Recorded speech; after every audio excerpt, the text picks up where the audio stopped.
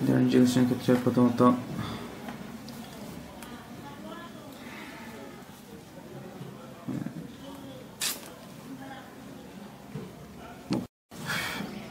আগে আমরা করছি যে একটা ধরলে আরেকটা পাই, তো এই ক্ষেত্রে প্রথমত আমাদেরকে ভেঙে নিতে হবে। 1x plus x to the power 6 কে আমরা লিখতে পারি x কিউব উপরে আর স্কয়ার dx। এখন এই x কিউব কে যদি আমরা ধরি তাহলে x স্কয়ার পাই, তাহলে ধরবো x cube equal to z। এটাকে ডিফারেন্সিয়েশন করলে 3x square dx equal to dz।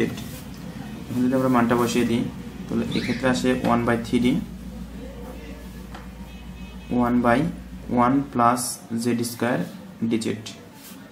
1/3 1 plus z square মানে 1/1 প্লাস x স্কয়ার, সেখানে আমরা জানি tan inverse x plus c। 1/3 tan inverse z এর মানটা এখন বসিয়ে দেব x plus c। 2 x dx divided by x to the power 4 minus 1। এই ধরনের অঙ্কের ক্ষেত্রে আমরা ঠিক যেটা ধরবো, দেখা যাচ্ছে আমরা x dx x to the power 4 কে লিখতে পারি x স্কয়ার স্কয়ার মাইনাস 1।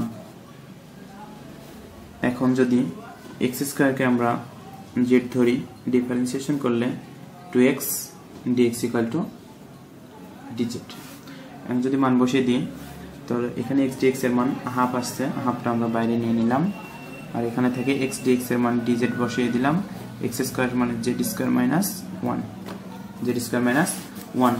এখন এখানে অঙ্ক করার ক্ষেত্রে আরেকটা কাজ লক্ষ্য রাখতে হবে, 1/2 dz z স্কয়ার মাইনাস 1, এটার আমরা কোনো সূত্র জানি না, তাই এটাকে আমরা যদি ভেঙে লিখি z plus 1 into z minus 1 সমান হাফ ইন্টু, এখন এটাকে যদি আমরা সাজিয়ে একটু লিখি 1/z minus 1 minus 1/z plus 1 dz।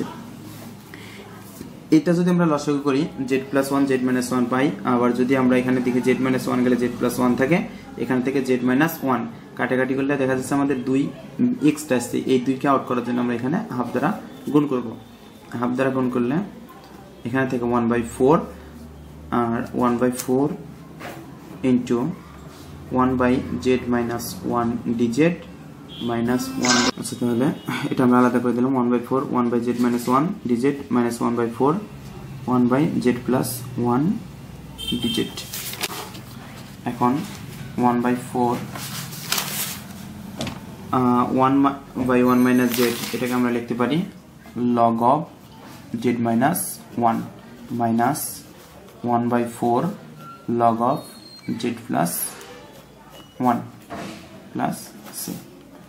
1/4টা common নিয়ে নিলাম, সাথে লগটা পদ্ধতি কমন নিয়ে নিয়ে z মাইনাস 1 সূচকের নেমে ভাগ আছে বিয়োগ আছে ভাগ প্লাস c।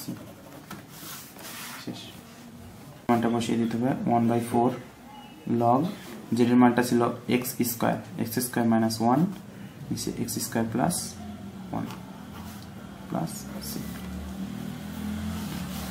বিশেষ আর হচ্ছে 3 এর 1 এ দেওয়া আছে dx by ex plus e inverse x। আচ্ছা, এই অঙ্কটা করার ক্ষেত্রে প্রথমত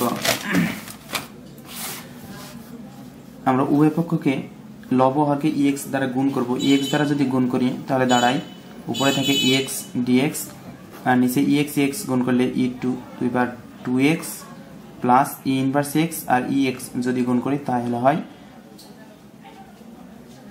1 e to the power x আর e ইনভার্স x গুণ করলে হয় 1। এখন ex কে যদি আমরা ধরি, let ex equal to z, differentiation করলে ex dx equal to dz।